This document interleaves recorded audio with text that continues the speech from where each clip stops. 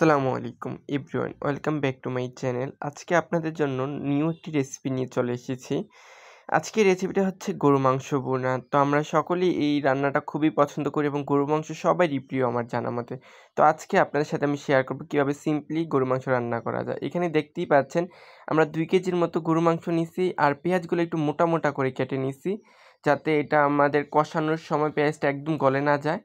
এই পেঁয়াজ প্রায় হাফ কেজির মতো, হাফ কেজি থেকে একটু কম পেঁয়াজ আর 2 কেজি গরু মাংস একসাথে দিয়ে দিতেছি। আর আজকের রেসিপিটা হবে হাতে মেখে।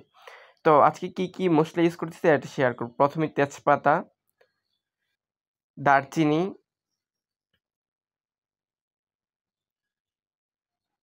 এলাচ, লবঙ্গ এবং রসুন বাটা,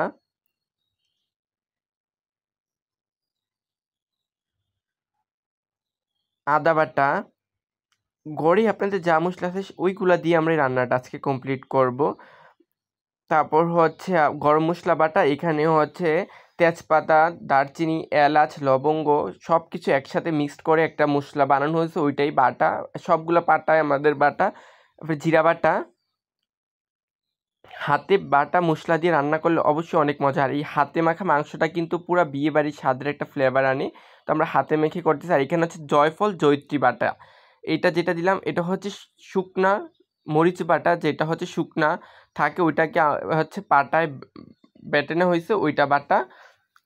লবণ পরিমাণ মতো।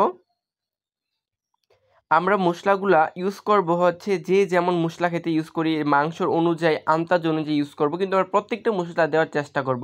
হলুদের গুঁড়া পরিমাণ মতো, ধনিয়ার গুঁড়া পরিমাণ মতো। অনেকে ধনিয়ার গুঁড়া খায় না, অ্যাভয়েড করতে পারেন, যার ভালো লাগে সে ধনিয়ার গুঁড়াটা দিতে পারেন। পরিমাণ মতো শুকনা লঙ্কার গুঁড়া, মানে যেটা হচ্ছে গুঁড়া মরিচের গুঁড়া, ওইটা দিচ্ছি পরিমাণ মতো। আর আমরা যেই তেলটা ইউজ করতেছি এটা কিন্তু সরিষার তেল না, দেখতে সরিষার তেল মনে হচ্ছে কিন্তু এটা হচ্ছে রাইস অয়েল, যেটা হচ্ছে কুড়ার তেল আমরা বলি, ওইটা কুড়ার তেল দেখে আমাদের তেলের কালারটা হচ্ছে এইরকম। এখন হাতে ভালো করে এটাকে মাখা হচ্ছে, দেখতে থাকেন। হাতে মাখার একটা অন্যরকমই টেস্ট। যতক্ষণ এটাকে আপনার হাতে ভালো করে মাখবেন, এটার প্রত্যেকটা ভিতরে মাংসগুলোর ভিতরে এগুলা হচ্ছে ঢুকবে। আমরা হাতে মাখার ভালো করে চেষ্টা করব। অনেকে চামচ দিয়ে লাড়তে পারেন বা হাতে গ্লাভস পরে মাখতে পারেন, কারণ হচ্ছে হাত জ্বলার একটা ইয়া থাকতে পারে, কারণ সেখানে শুকনা মরিচের গুঁড়া, তারপর হচ্ছে লাল মরিচের গুঁড়া যেমন আছে, আমরা অনেকে গ্লাভস পরে মাখতে পারি। কিন্তু আমাদের এটা অভ্যাস হয়ে গেছে সবসময় হাতে মাখতে মাখতে, আমাদের হাত জ্বলে না। তো যার হাতে প্রবলেম হতে পারে তারা হচ্ছে চামিচ বা কিছু দিয়ে ইয়া করতে পারে। তো হাতে মাখলে এটা একদম মানে একটা অন্যরকম টেস্ট আসে, হাতে মাখার রান্নায় অন্যরকম টেস্ট। তো দেখতে পাচ্ছেন কি সুন্দর করে এটাকে আমরা একদম মেরিনেট করে নিচ্ছি। মেরিনেট করে এটাকে আমরা 30 মিনিটের মতো রেখে দিব ঢাকা দিয়ে। তো 30 মিনিট আপনার নাও রাখতে পারেন, সাথে সাথে বসায় দিতে পারেন, কোনো প্রবলেম নেই। আমাদের হাতে সময় ছিল তাই আমরা 30 মিনিট ঢাকা দিয়ে মেরিনেট করে রেখে দিছি। আর দেখেন কাঁচা অবস্থায় মনে হচ্ছে যে একটা লোভনীয় একটা টেস্ট। তো আমরা হচ্ছে গ্যাসের চুলায় রান্না করব। এই যে চুলায় বসাই দিলাম 30 মিনিট পর। যারা খড়ির চুলায় বা লার্কির চুলায় রান্না করবেন তাদের রান্নাটা অবশ্যই অনেক মজা হবে, কারণ হচ্ছে গ্যাসের চুলা থেকে খড়ির চুলার রান্না অনেক অনেক মজা।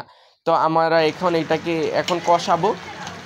আমরা কিন্তু কোনো পানি ইউজ করি নাই, দেখতেই পাচ্ছেন এটা থেকে অনেকটা পানি উঠছে, কষাইতেছি প্রায় আমরা আধা ঘন্টা 1 ঘন্টা এটাকে একদম কষাবো, একদম কষানো করব। যারা মনে করবেন যে যাদের মাংস হচ্ছে খুব টাটকা, তাদের কিন্তু আপনার অনেক মাংস হচ্ছে আপনার খুব তাড়াতাড়ি সফট হয়ে যায়, তাদের আর পানি ইউজ করতে হবে না।